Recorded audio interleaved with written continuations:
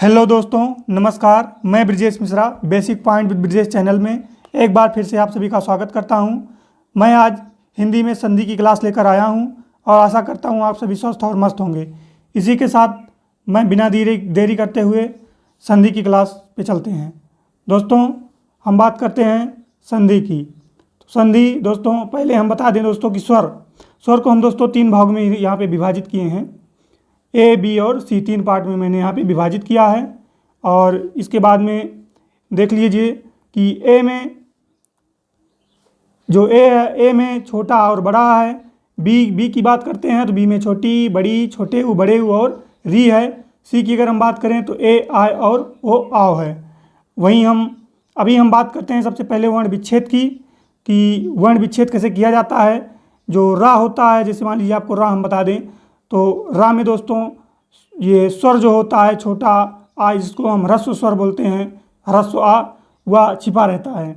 जैसे कि रा, इसमें हलंत लगा देते हैं और इसके बाद में आ, ये दोनों मिलकर पूर्ण रा का निर्माण करते हैं। तो आइए हम देखते हैं। जैसे कि राम है तो राम में रा में हलंत लगा देते हैं। फिर यहाँ पे जो बड़ा आ की मात्रा लगा है, यहाँ पे बड़ा आ लिख देते हैं। फिर इसके बाद में प्लस माँ है, हलंत के साथ माँ लिखेंगे। फिर इसके बाद में छोटा आ जो है या छिपा है। तो इसी के साथ हम अभी बात करते हैं ऐसे कमल में देख लीजिए तो का में हलंत लगा देते हैं तो आधा का हो जाता है और आ छुपा रहता है चूँकि, तो इसलिए आ लगाया गया है। वैसे ही माँ है, माँ में हलंत लगा देते हैं, फिर आ छिपा रहता है। फिर ला है, इसमें भी हलंत लगा के और आ छिपा रहता है तो उसको लिख देते हैं। इसको भी आपको आगे हम बताएंगे कि इसका यूज क्या है। अभी यहाँ पर आप केवल बस समझ लीजिए। ऐसे आप हरी में देख सकते हैं, ये आधा हा है, फिर आ है छोटा, इसको ह्रस्व आ बोलते हैं। रा है और इसके बाद में छोटी ई। यहाँ पे ये सब मिलकर हरी का निर्माण करते हैं। आइए हम बात करते हैं संधि की। संधि की परिभाषा क्या होती है। दो वर्णों के मेल से उत्पन्न विकार को हम संधि कहते हैं।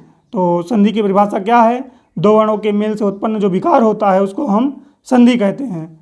हम अभी बात करते हैं। और एक चीज़ जान लीजिए, जो संधि होता है वह सभी शब्दों में होना जरूरी नहीं है। ऐसा नहीं है कि जितने भी शब्द हैं उसमें संधि हो।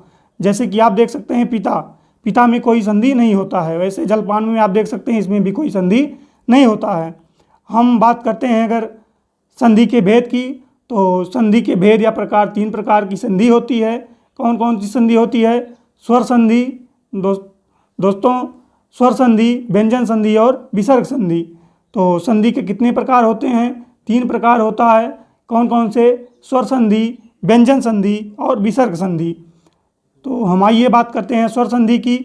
तो जहाँ पे स्वर, दोनों तरफ स्वर मिलकर जहाँ पे निर्माण करें वहाँ पे स्वर संधि होता है। व्यंजन संधि की बात करें अगर हम, तो व्यंजन संधि का निर्माण तीन प्रकार से होता है। स्वर प्लस व्यंजन, व्यंजन प्लस स्वर और व्यंजन प्लस व्यंजन। तो और अगर हम विसर्ग की बात करें तो विसर्ग प्लस स्वर और विसर्ग प्लस व्यंजन। व्यंजन संधि का निर्माण तीन प्रकार से होता है। विसर्ग संधि का निर्माण दो प्रकार से होता है। और वहीं अगर हम स्वर संधि की बात करें तो उसका निर्माण एक प्रकार से होता है। तो अगर हम बात करें कि संधि का निर्माण कुल कितने प्रकार से किया जाता है, तो वह 6 प्रकार से किया जाता है। अभी हम आपको यहाँ ऊपर बता भी चुके हैं कि ए में ह्रस्व और दीर्घ आता है, बी में ह्रस्व ई और दीर्घ ई, ह्रस्व ऊ और दीर्घ ऊ और री आता है। वैसे ही हम अगर बात करें सी पार्ट में, तो सी में ह्रस्व ए और दीर्घ आए और ओ आओ, ये इतने सी पार्ट में आते हैं। इसका यूज क्या है अभी हम आपको आगे बताएंगे। तो आइए बिना देरी करते हुए हम आगे चलते हैं। स्वर संधि की अगर हम बात करें तो स्वर संधि 5 प्रकार से बनाई जा सकती है। सबसे पहले हम बात करते हैं दीर्घ स्वर संधि की।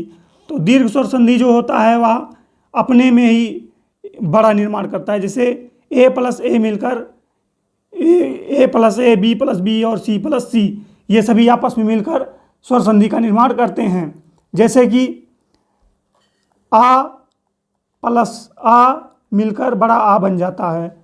ऐसे ही आ प्लस बड़ा आ मिलकर बड़ा आ बन जाता है। यानी कि चाहे छोटा आ मिलेगा तब भी बड़ा आ मिलेगा, और बड़ा बड़ा मिलेगा तभी बड़ा मिलेगा, छोटा बड़ा मिलेगा तभी बड़ा ही आएगा। ऐसे ही छोटी छोटी मिलकर बड़ी बन जाता है, छोटे ऊ मिलकर बड़े ऊ बन जाता है और री बनकर री बन जाता है।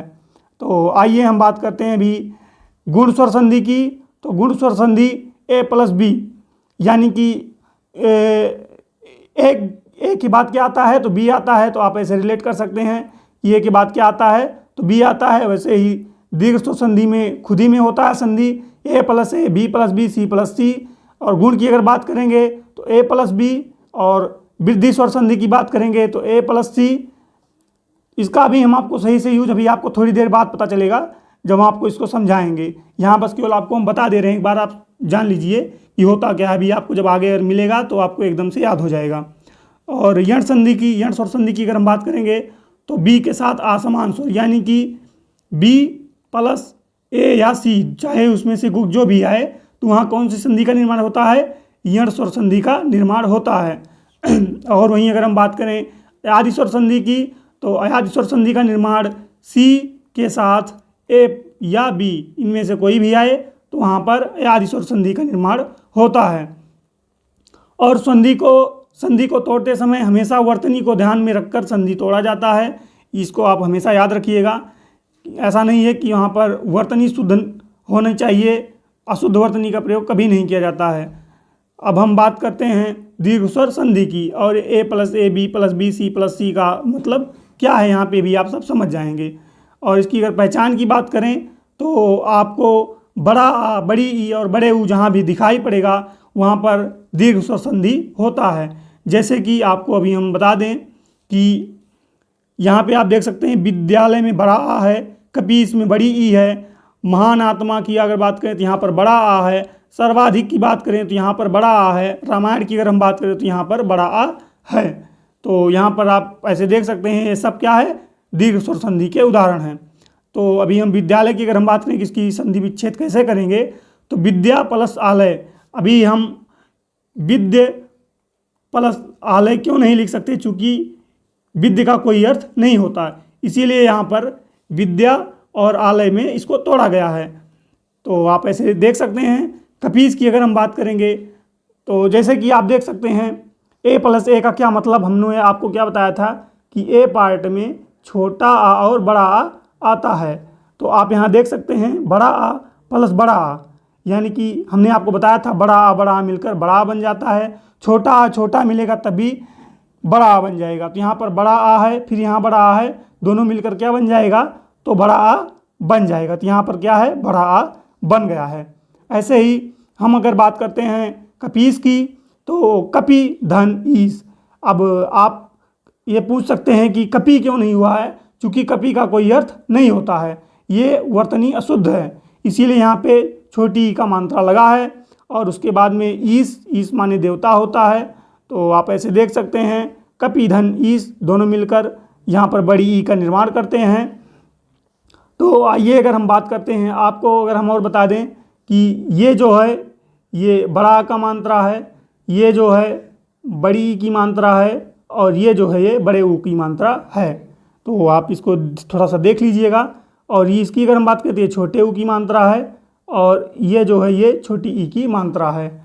तो ऐसे आप देख लीजिएगा। अभी हम बात करते हैं अगर कि महान आत्मा की, तो महान और आत्मा दोनों मिलकर महान आत्मा बन जाते हैं। तो कैसे टूटते हैं आप देख लीजिएगा।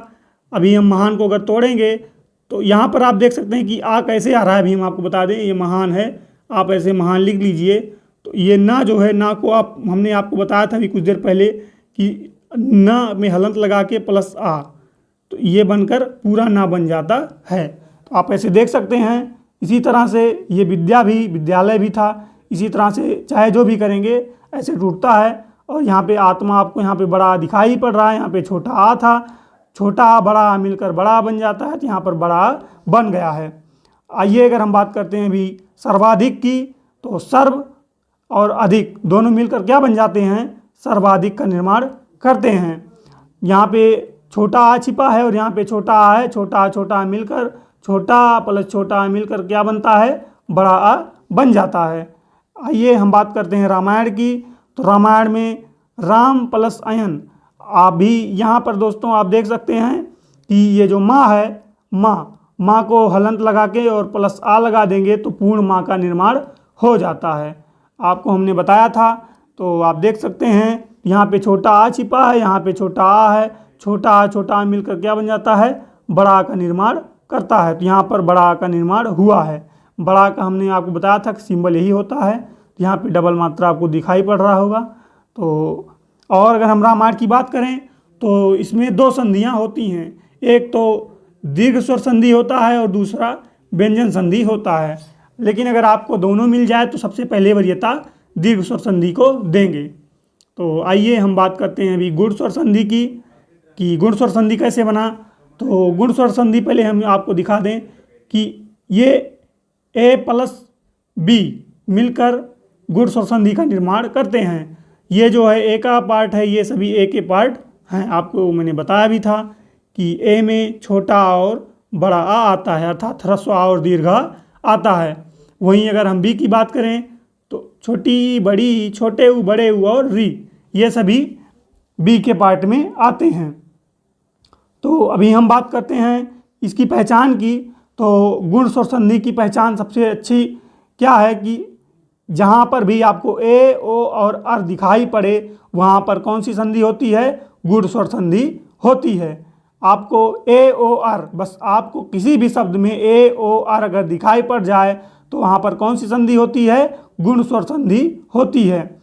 और अगर इसकी मात्रा की हम बात करें तो ए की मात्रा एक है, ओ की अगर हम बात करें तो इसकी मात्रा ये है, और अर तो आपको उसी शब्द में बोलने पर नज़र आ जाएगा। तो अभी हम बात करते हैं कि जहाँ भी आपको एक मात्रा दिखाई पड़े ए, ओ, अर की, ए, ओ अगर आपको जहाँ पर भी एक मात्रा दिखाई पड़े ऊपर, वहाँ पर कौन संधि होती है, गुण स्वर संधि होती है। जैसे कि आप देख सकते हैं यहाँ पर एक मात्रा है, यहाँ पे एक मात्रा है, और यहाँ पे एक मात्रा है, यहाँ पे एक मात्रा है, यहाँ पर ओ की मात्रा है, तो एक ही इस पे भी मात्रा है। आपको जहाँ भी एक मात्रा दिखाई पड़ेगा वहाँ कौन सी संधि होगी, गुण स्वर संधि हो जाएगी। यहाँ पर आपको सी तर तू, आपको अर की ध्वनि निकल के सामने आ रही होगी। अगर आप ध्यान से बोलेंगे तो आपको अर का आवाज़ निकलेगा। अभी हम बात कर लेते हैं पहले कि रमेश को तोड़ेंगे कैसे।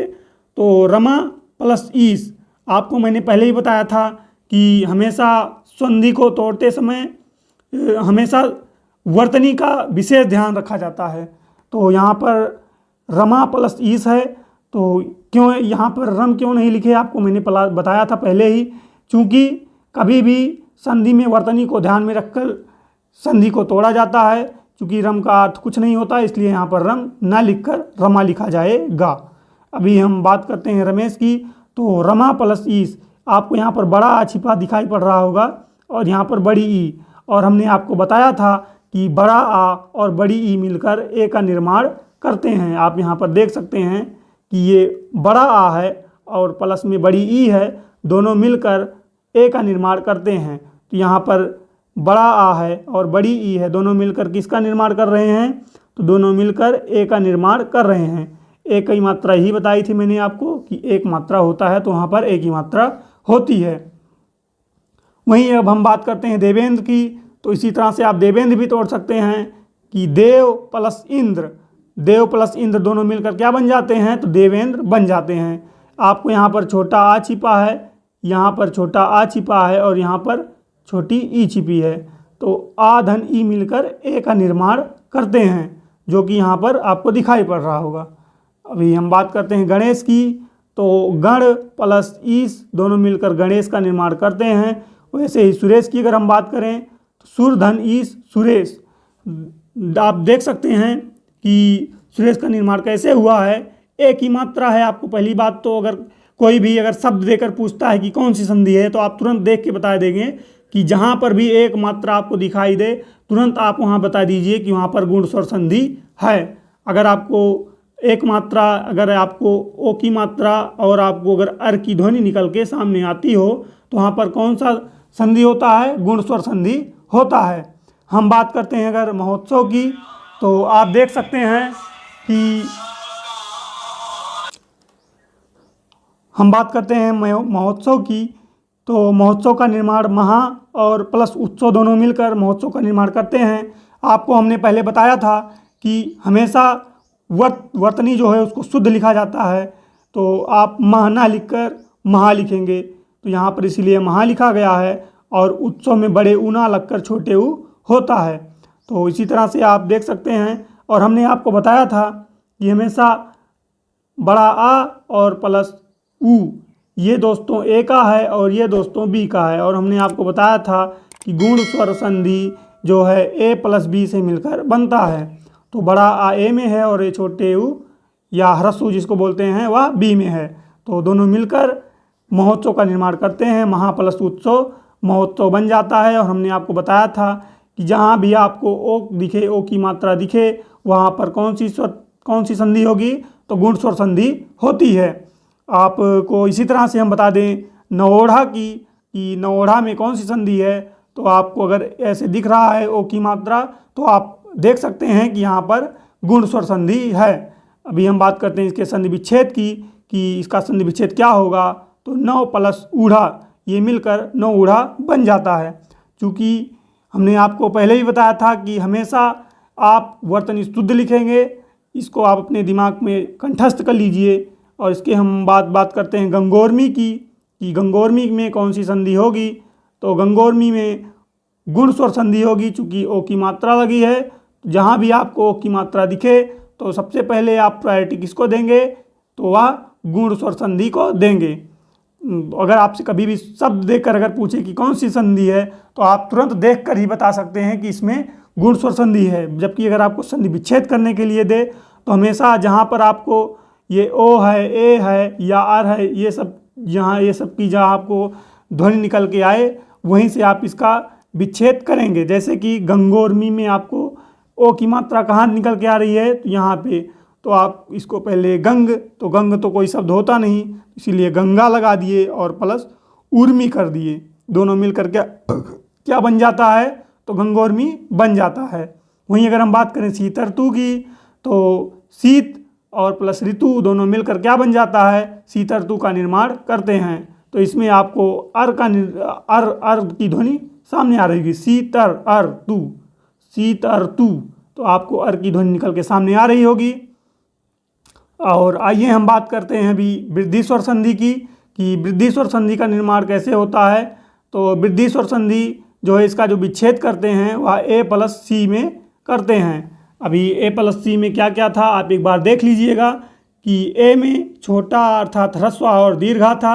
और अगर हम वही बात करें सी में, तो ए आय और ओ आओ, ये सब मिलकर क्या बनाते हैं, तो हमेशा वृद्धि स्वर संधि का निर्माण करते हैं। तो वृद्धि स्वर संधि का निर्माण कैसे होता है, जहाँ पे आपको ऊपर डबल मात्रा दिखे, वहाँ पर कौन सी संधि होती है, वृद्धि संधि होती है। अर्थात गुण संधि में एक मात्रा और उसी में अगर हम वृद्धि कर दें अर्थात डबल मात्रा लगा दें, तो वहाँ कौन सी संधि हो जाती है, वृद्धि स्वर संधि हो जाती है। आप देख सकते हैं यहाँ पर ये गुण संधि है, अगर इसी में एक मात्रा और लगा देते हैं तो यह कौन सी संधि बन जाती है, वृद्धि संधि बन जाती है। अभी हम बात कर लेते हैं, आप देख सकते हैं यहाँ पर अय है और यहाँ पर अ है। अभी हम आपको दिखा देते हैं थोड़ा सा, आप देख लीजिएगा। ऊपर डबल मात्रा है तो कौन सी संधि है, वृद्धि संधि है। यहाँ भी आप देख सकते हैं डबल मात्रा, यहाँ भी डबल मात्रा, यहाँ भी आप कहीं भी देखेंगे तो आपको डबल मात्रा ही नज़र आएगा। तो आपके लिए हम थोड़ा सा, अगर कभी भी एग्जाम में अगर आपको ऐसा दिखे कि कहीं भी डबल मात्रा है, तो आप तुरंत बिना कुछ सोचे आप वहाँ पे वृद्धि संधि लगा देंगे। आइए इसके हम संधि विच्छेद की बात करते हैं। तो एक एक की बात करते हैं अगर, तो एक प्लस एक मिलकर एक एक बन जाता है। अभी कैसे बन जाता है, हमने आपको बताया था कि जो है हमेशा संधि को तोड़ते समय हमेशा शुद्ध वर्तनी का ध्यान देते हैं। तो यहाँ पर जहाँ पर मैंने आपको बताया था कि डबल मात्रा दिखे, वहाँ से ही आपको विच्छेद करना है। तो आपको विच्छेद के लिए यहाँ पे डबल मात्रा दिख रहा है, तो यहाँ पर आप एक कुछ शब्द तो आपको दिखाई पड़ रहा है। और उसके बाद में फिर आपको यहाँ पर डबल अय की मात्रा दिखाई पड़ रही, तो लेकिन अय क्यों नहीं आया, चूँकि अय का कोई शब्द नहीं होता है और एक लेकिन शब्द होता है, तो इसीलिए एक प्लस एक मिलकर एक एक बन जाता है। तो आप अभी ऐसे देख सकते हैं। उसी तरह से सदैव की अगर हम बात करें, तो सदा प्लस एव मिलकर क्या बन जाता है, तो सदैव का निर्माण करता है। और सद क्यों नहीं होता, क्योंकि सद कोई शब्द नहीं होता है। अगर ये इसको हम काट दें कि सद माने तो सद कोई शब्द नहीं होता है, इसीलिए सदैव में क्या होता है, सदा, और इसके साथ में एव हो जाता है। और ए प्लस सी का मैंने मतलब बता ही दिया था कि ए में क्या आता है, तो ए में छोटा आ और बड़ा आ आता है। वहीं अगर हम सी की बात करेंगे तो ए, आय, ओ और आओ आता है। तो यहाँ पर आपको देख सकते हैं कि सदैव में यहाँ पे बड़ा आ रहा है, अर्थात ये वाला। और अगर हम बात करते हैं एव की, तो एव में ए आ रहा है, अर्थात ये वाला। तो आपको ए प्लस सी मिलकर क्या बन जाता है, तो ए प्लस सी मिलकर वृद्धि स्वर संधि बन जाता है। तो आप देख सकते हैं कि ए प्लस सी का क्या अर्थ था। वो ट्रिक के लिए मैंने आपको बताया था कि अगर कभी भी आपको उसको तोड़ना हो तो आपके लिए आसानी हो। महेश्वर की अगर हम बात करें तो महा प्लस ऐश्वर्य महेश्वर्य हो जाता है। वनौषधि की बात करें तो वन प्लस औषधि औषधि। ये हमेशा ध्यान दीजिएगा कि कभी भी अगर औषधि लिखा जाता है, औषधि, अगर धा पर छोटी ई की मात्रा लगा है तो वहाँ पर ओ होता है, और अगर छोटी ई की मात्रा नहीं लगी है तो वहाँ पर डबल अर्थात ओ की मात्रा ओ हो जाता है। और अगर धा पर छोटी ई की मात्रा लगेगी तो वहाँ पर धा पर जब भी छोटी ई की मात्रा लगेगी तो वहाँ पर ओ हो जाएगा, और धा पर जब मात्रा नहीं लगेगी तो वहाँ पर ओ हो जाएगा। तो आप इसको जान लीजिएगा। विच्छेद करते समय शुद्ध वर्तनी ध्यान में रख के तोड़ा जाता है, क्योंकि यहाँ पे 4 ऑप्शन रहते हैं, आप कंफ्यूज हो जाएंगे। तो यहाँ पर देख सकते हैं वनौषधि की अगर हम बात करें तो वन और औषधि मिलकर वनौषधि का निर्माण करते हैं। यहाँ पर छोटा आ छिपा है और यहाँ पर ओ है, तो ए प्लस सी मिलकर क्या बन जाता है, ओ बन जाता है। तो आप देख सकते हैं इसी तरह से हम अभी बात करते हैं बड़ा आ और ओ, बड़ा आ और ओ मिलकर औ बन जाता है। उसी तरह से परमौषध की बात करते हैं तो परम प्लस औषध परमौषध हो जाता है। अगर हम प्रौढ़ की बात करते हैं तो प्रा प्लस ऊढ़ प्रौढ़ हो जाता है। तो कैसे हो जाता है, प्रा में छोटा आ छिपा है और प्लस ऊ है, तो ये ए का पार्ट है और ये सी का पार्ट है। ए प्लस सी मिलकर क्या बन जाता है, वृद्धि संधि हो जाती है। तो देख सकते हैं कि यहाँ पर और डबल मात्रा अगर आपको जहाँ दिखाई दे वहाँ क्या होता है, वृद्धि संधि होता है। हम अभी बात करते हैं यण स्वर संधि की, कि यण स्वर संधि को पहचानेंगे कैसे और कैसे इसको हम तोड़ेंगे। तो हमेशा यण स्वर संधि में बी प्लस आ समान स्वर आता है। यण संधि में बी प्लस आ समान स्वर आता है, और बी में क्या होता है हमने आपको पहले बताया भी था। बी में छोटी ई होता है, बड़ी ई होता है, छोटे ऊ होता है और बड़े ऊ होता है, और री हो जाता है। तो आपको जहाँ भी बी प्लस अर्थात छोटी बड़ी छोटे ऊ बड़े और री अगर ये पहले आ जाएं और उसके बाद में ए अर्थात छोटा बड़ा आ जाए, या सी अर्थात ए आय ओ आओ अगर आ जाए, तो वहाँ पर कौन सी संधि होगी, यण स्वर संधि होगी। अभी इसको हम पहचानने के लिए भी हम आपको बताएंगे थोड़ा सा। तो आप जान लीजिएगा कि जहाँ पर बी प्लस बी के साथ में ए और सी आ जाए वहाँ पर कौन सी संधि होगी, यण स्वर संधि हो जाएगी। और यण स्वर संधि को पहचानने का आसान ट्रिक अगर हम बात करते हैं कि अगर यण स्वर संधि का उदाहरण दिया है, विच्छेद नहीं दिया है और उसके बाद में आपसे पूछ रहा है, तो हमेशा या वा रा के पहले आधा अक्षर अगर आता है तो वहाँ पर हमेशा कौन सी संधि होगी, यण स्वर संधि हो जाएगी। अगर आपको कभी भी या वा रा, किसके, या वा रा के पहले अगर आधा अक्षर आता है तो वहाँ पर यण स्वर संधि हो जाती है। और उसको तोड़ते समय या को छोटी ई में, वा को छोटे ऊ में और रा को री में बदल देते हैं। अर्थात वहाँ से जब भी हम इसकी संधि विच्छेद करेंगे तो वहाँ से या वा रा जो है गायब हो जाता है। उसको हटाकर हमेशा ई की मात्रा, ऊ की मात्रा और री की मात्रा को लगा देते हैं। अभी हम बात करते हैं यहाँ पे यही लिखा भी है, आप देख सकते हैं कि संधि तोड़ते समय या वा रा खत्म हो जाते हैं। यण संधि को पहचानने के लिए हमने आपको बताया है कि जहाँ भी आपको या वा रा, क्या या वा रा, अगर आपको कभी भी या वा रा के पहले अगर आधा अक्षर दिखे तो वहाँ पर कौन सी संधि होती है, तो यण स्वर संधि होती है। आप इसको दिमाग में एकदम डाल लीजिएगा।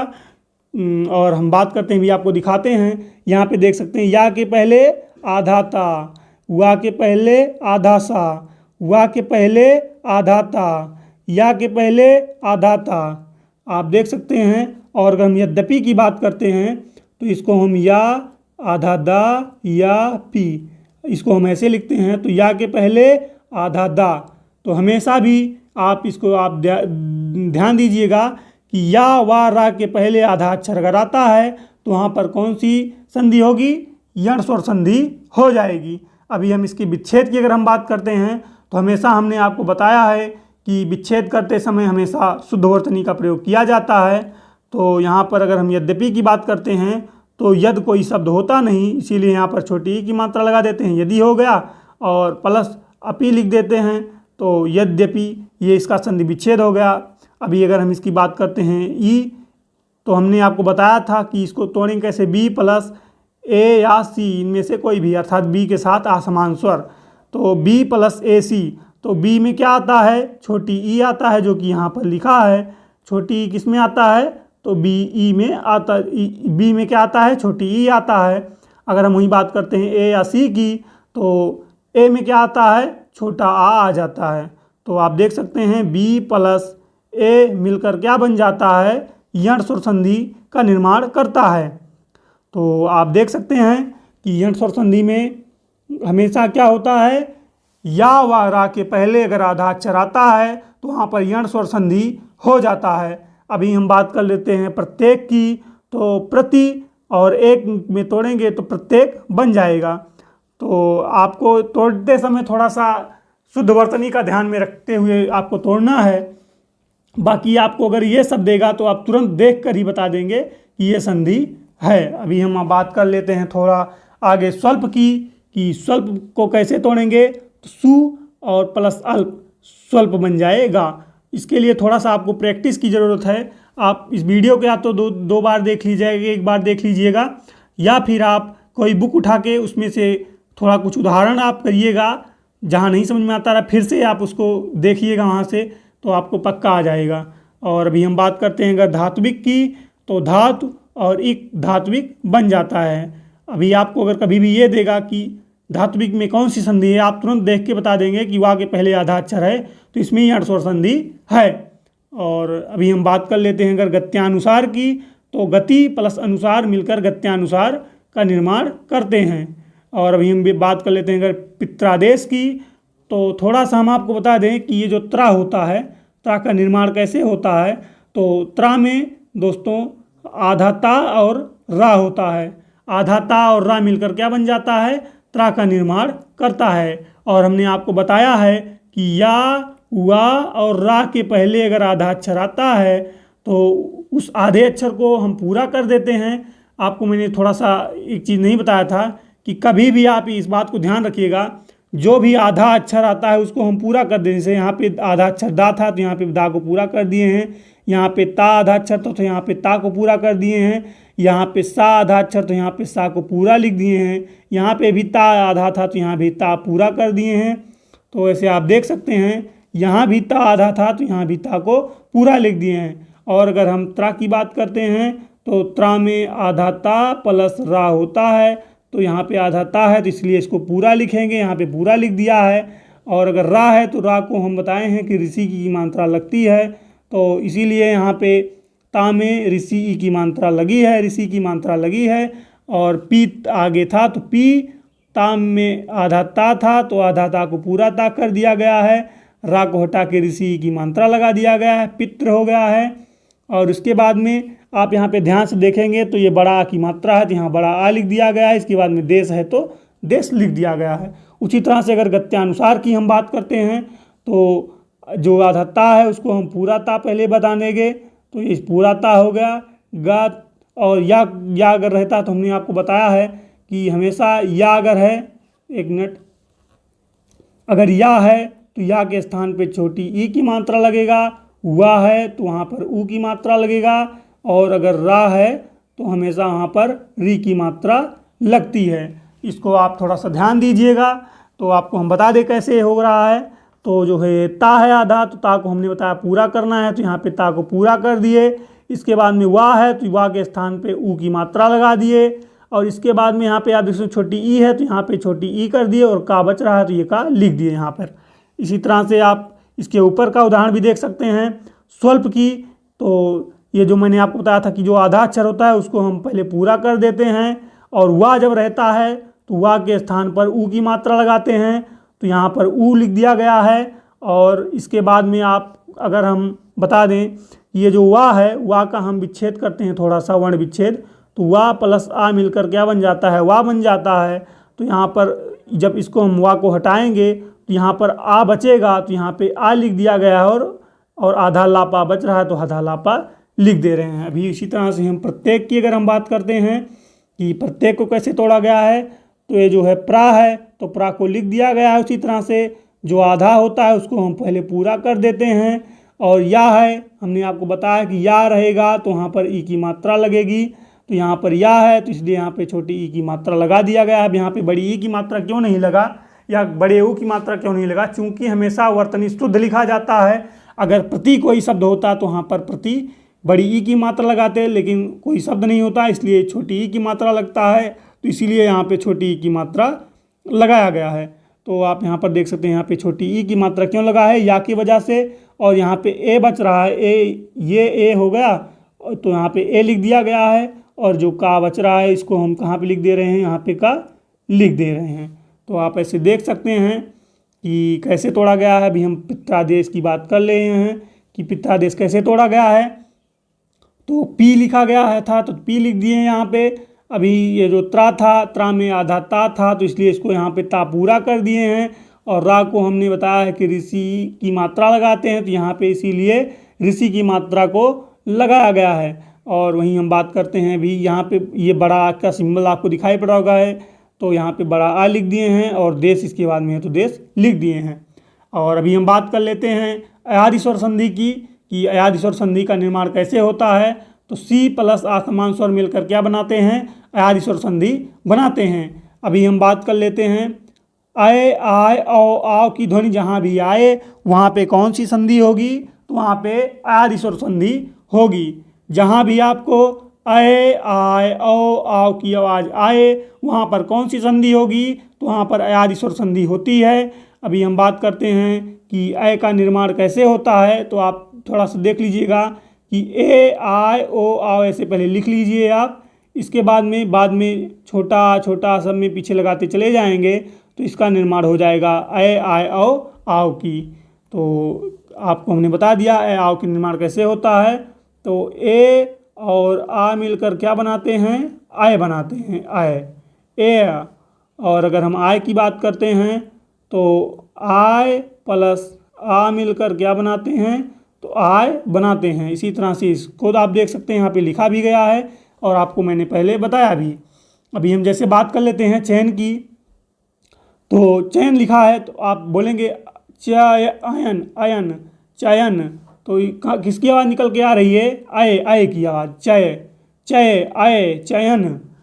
तो हमेशा मैंने आपको बताया है कि जैसे आपको यहाँ पे अय की आवाज़ आ रही है तो अय की आवाज़ आएगी तो आपको पहले ए में तोड़ना है, तो पहले अक्षर को पहले चा को लिखेंगे, इसके बाद में वहाँ पे ए की मात्रा लगा देंगे, इसलिए यहाँ पे ए की मात्रा लगी है। और आपको फिर जो ये आ है उसको आपको हटा के वहाँ पर या को हटाएंगे और आ को लगाएंगे, तो यहाँ पर या हटा के आ लगा दिया गया है और ना वैसे का जैसे का तैसा उतार दिया गया है।